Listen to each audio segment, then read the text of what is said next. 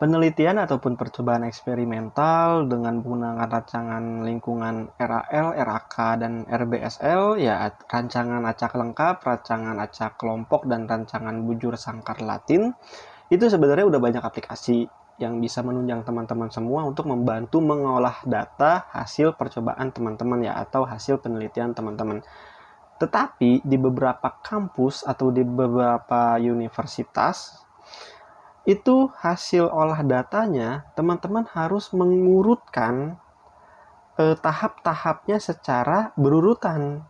Kalau di aplikasi tadi itu kan ya ada SSS, SAS, SPSS gitu kan dan lain-lainnya. Itu nanti hasilnya berupa tabel ANOVA langsung ya, atau hasil jadi langsung gitu kan. Urutannya nggak kelihatan. Jadi teman-teman harus kerja 2 kali. Kayak seperti teman gue itu sudah menggunakan aplikasi tetapi diminta oleh dosennya untuk diurutkan sehingga dia menghitung ulang kembali ya secara manual. Intinya kerja 2 kali. Nah di sini gue akan sharing lah ke teman-teman semua. Jadi gue membuat sebuah template dengan Microsoft Excel sehingga bisa membuat teman-teman itu mudah untuk melakukannya, entah ini tugas teman-teman gitu kan, dikasih tugas dalam pengenalan ya mengelola data, ataupun juga untuk penelitian teman-teman mengolah data dari penelitian, hasil penelitian teman-teman. Nah, template di sini nanti teman-teman memasukkan data-datanya dan mengelolanya secara sendiri, tetapi di sini udah gue buatkan nanti di sini adalah hasilnya untuk lampiran ya atau untuk tugas teman-teman lah secara lengkap.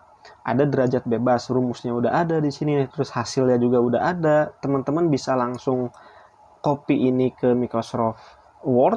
Kalau teman-teman yang kesulitan mengkopinya ya lebih baik ditulis ulang aja di Microsoft Word biar rapih gitu. Lalu nih ini sudah lengkap semua gitu.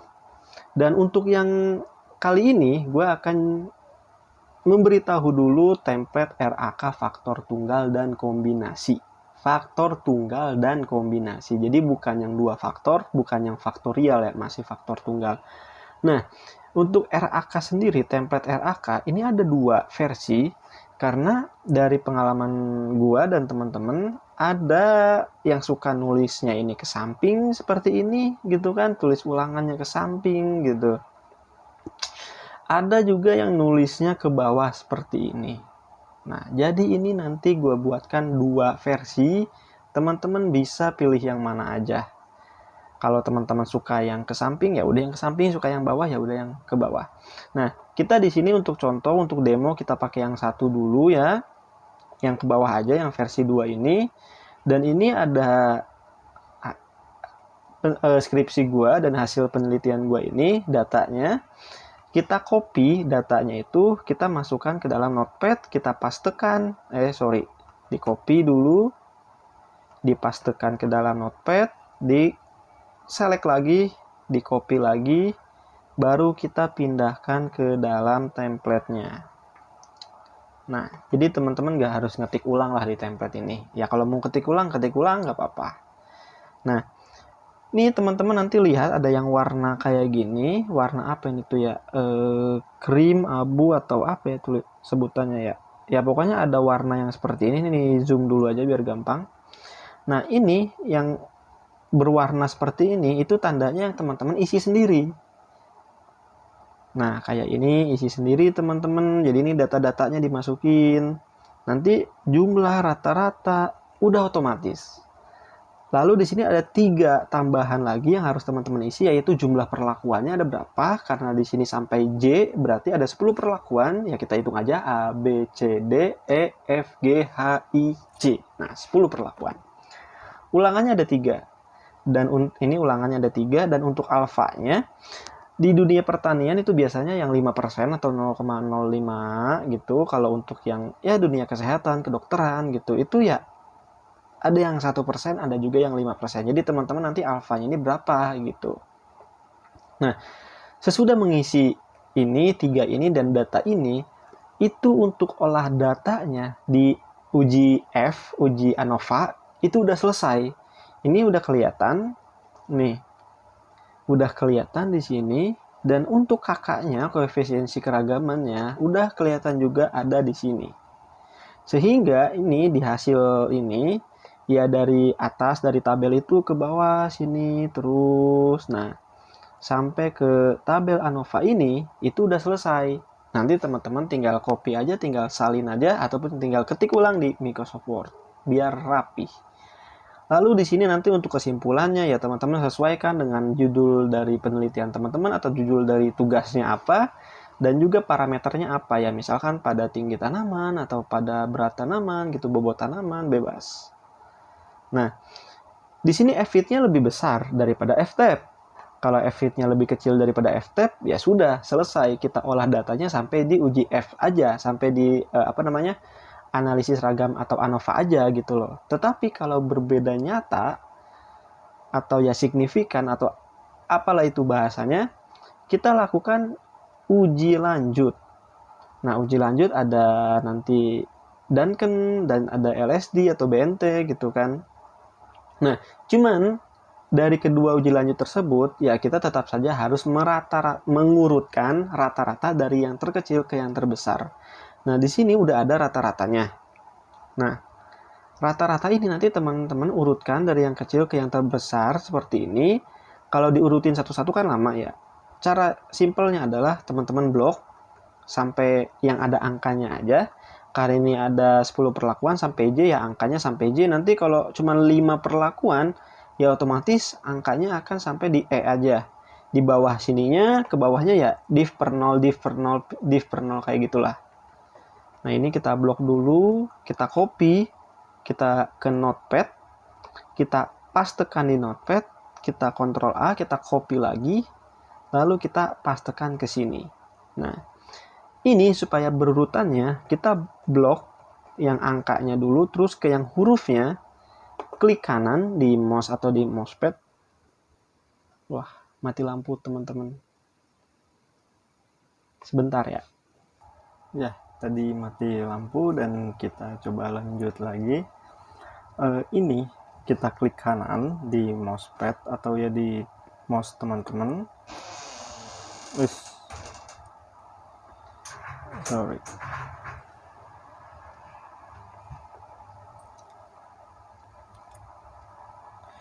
Ya, tadi mati lampu dan ini kita coba lagi. Ini setelah diblok, tadi kan diblok dulu dari yang angkanya ini, diblok, lalu geser ke kiri ke hurufnya, kita klik kanan, ada sort small to large. Nah, otomatis dia akan berubah sendiri, jadi kita nggak harus milihin mana nih yang paling kecil gitu kan, kita ketik ulang gitu di sini, di sebelahnya, itu ribet. Oke, setelah itu kita ke bawah. Nah, jadi teman-teman kalau mau menggunakan yang Duncan atau DMRT ada yang di sini, nih di sini, dan untuk yang uji lanjut BNT atau LSD-nya ada di sebelah kanannya, nih di sini. Karena kita mau coba yang Duncan dulu, jadi kita coba yang sebelah sini. Nah, ini katakanlah belum ada tanda ya. Nah, ini kan LSR-nya kita udah ada nih di atasnya sini. Jadi kita menandai, kalau di kampus gua biasanya bisa dibilang kita kasih bintang gitu kan. Atau ya ada yang juga kita kasih S atau apalah, intinya ditandai. Nah, kalau di sini kita tandai dengan warna aja. Jadi selisih yang lebih besar daripada LSR kita tandai. Nah, yang perlakuan I itu LSR-nya 0,093.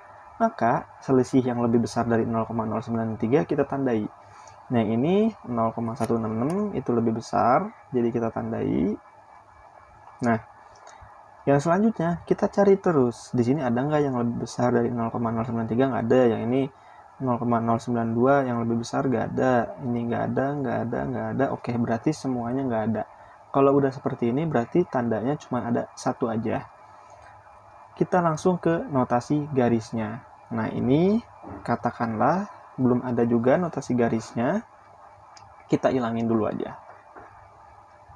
Nah, cara membuat notasi garis simpelnya adalah pertama kita di perlakuan I dulu nih. Jadi kita di sini ya. Nah, I ke I itu kan di sini, berarti nih ya, di sini itu nggak ada tanda. Nah, berarti kita kasih garis 1. Nah, sekarang dari I ke G. Nah, di sini itu ada tanda. Berarti kita nggak harus bukan nggak harus sih. Berarti kita udah stop ngegarisin di sini. Nih, ngegarisin di sini kita nggak harus ke sini. Tapi kita pindah ke atasnya. Nah, kita pindah. Nah, jadi nanti ini kan cuma ada 1. Teman-teman bakal menemukan contoh kasus misalkan yang ini tandanya berjejeran kayak gini nih, ada 2 nih. Nah, nanti ada kasusnya yang seperti itu dan ada contohnya juga akan kita contohin. Untuk sekarang, ikuti dulu aja yang ini. Jadi, kok hilang sih? Nah, ini gue sorry agak lama karena ya gue pakai mousepad, tidak pakai mouse, jadi agak kagok gitu ya. Nah, di sini ini kan nggak ada tanda nih semuanya. Tapi untuk telitinya, cara kerjaannya adalah dari G ke G itu nggak ada tanda. Nih di sini ya, itu nggak ada tanda. Berarti kita garisin 1. Nah, dari G ke A ini kan A ya, berarti di sini G ke A itu yang ini berarti ya, nih itu nggak ada tanda juga. Berarti G ke A kita kasih garis 1. Nah, begitu seterusnya. Berarti sekarang dari G ke B, nih berarti B yang di sini. Sekarang itu yang ini, itu nggak ada tanda. Berarti di B yang ini kita kasih garis 1. Nah, karena ini udah nggak ada tanda semuanya, berarti ya dari sini sampai sini kita kasih garis. Lalu tidak lupa kita kasih huruf biar gampang. Hurufnya huruf kecil ya. Nah, baru kita masukkan di sini A ya kan, sini B terus sampai ujung belakang. Setelah itu, yang ini kita tulisin lagi. Perlakuan A itu apa? Nih, perlakuan A itu B. Oh, tulis berarti B. Nah, terus kita ditulis semua. Nah, pokoknya intinya yang berwarna seperti ini nih ya, ini kan berwarna kayak gini nih. Itu yang teman-teman isi sendiri. Nah, kalau ada yang tanda merah seperti ini, itu yang ada di copy. Seperti di atas itu kan di copy dulu di notepad, nanti dipastekan kembali. Nah, kalau yang ini notasi garisnya itu di copy ke hasil. Di copy ke hasil. Nah, nanti pastekan di sini. Nah, seperti inilah ya. Nah, untuk yang ini udah otomatis. Nah, ini nanti yang bisa teman-teman tulis di Word ataupun ya di tugas teman-teman atau di lampiran skripsi teman-teman gitu kan, uji lanjut Duncan. Lalu yang uji lanjut LSD bagaimana? Nah, yang uji lanjut LSD nanti akan diterangkan sekalian dengan yang RAL faktor tunggal atau ya kombinasi. Nah, jadi ini udah selesai nih untuk uji lanjut nih yang RAK faktor tunggal ataupun juga faktor kombinasi beserta uji lanjutnya di MRT. Nah, kenapa di sini gua pakai uji lanjut di MRT? Karena di sini kita bisa lihat bahwasanya jumlah perlakuannya ini gampang ya cara menentukan uji lanjutnya mau LSD atau DMRT. Karena di sini jumlah perlakuannya lebih banyak daripada jumlah ulangannya. Kalau jumlah perlakuannya lebih banyak, ini kan perlakuannya 10 nih. Perlakuannya 10, ulangannya 3. Nah, itu disarankan menggunakan DMRT. Tetapi kalau yang ulangannya lebih banyak, nanti disarankan menggunakan LSD. Oke, kita masuk ke yang studi kasus seperti ini. Nah, ini gimana nih studi kasusnya kan? Ada dempet-dempet gini gitu, itu gimana? Oke, sekarang kita mulai dari yang perlakuan H dulu nih. Perlakuan H. Dari H ke H di sini, lihat nggak ada tanda kan? Berarti kita kasih garis 1. Kasih garis. Sekarang dari H ke I. Nah, berarti I yang ini geser ke sini. Tuh, sebelah sininya atasnya nggak ada tanda juga, kita kasih garis. Nah, Itu cara telitinya. Jadi teman-teman dicek satu-satu. Cara simpelnya seperti apa? Cara simpelnya gini aja. Ini cara cepatnya ya, tetapi nanti teman-teman bisa aja keliru. Jadi ya saran gue, teman-teman cobain dulu yang satu-satu itu, nanti baru ke cara yang cepat ini. Cara cepatnya, kita lihat tandanya ini ada di mana. Nah, ada di C. Berarti dari H ke C. Nah, dari H ke C, kelebihan nih ke bawahnya. Aduh, susah banget kalau nggak pakai mouse. Nah, itu teman-teman geser satu ke kanan. Jadi kayak gini, set. Nah, berarti dari sini ke sini dikasih garis. Intinya adalah tandanya di mana, berarti adanya di C, kurangi 1 ke J. Berarti dari H sampai J kita kasih garis seperti ini.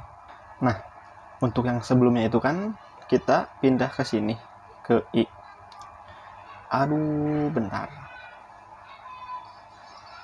Nah, kita pindah ke I kan, karena di sini tandanya cuma 1.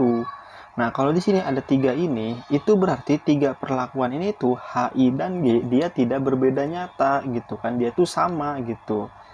Nah, makanya sekarang cara gampangnya adalah ini ada di mana nih? H, I, dan G sama. Berarti setelah G itu berbeda, yaitu D. Nah, makanya kita akan lanjut membuat notasi garisnya itu di sini, di perlakuan D ini.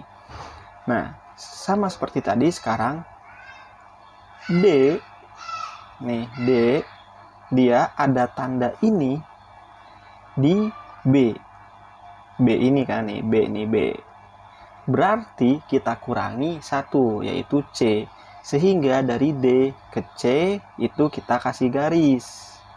Nah, begini nih, kita kasih garis di bawah. Laptopnya lemot, tunggu sebentar. Nah, beres nih, ya kan? Sekarang di sini pindahnya gimana? Di sini karena ada 2, D dan J, berarti setelahnya, nah ini kan nggak ada, yaitu di perlakuan C. Nih, oleh karena itu berarti kita pindahnya ke sini, udah ke C ini nih.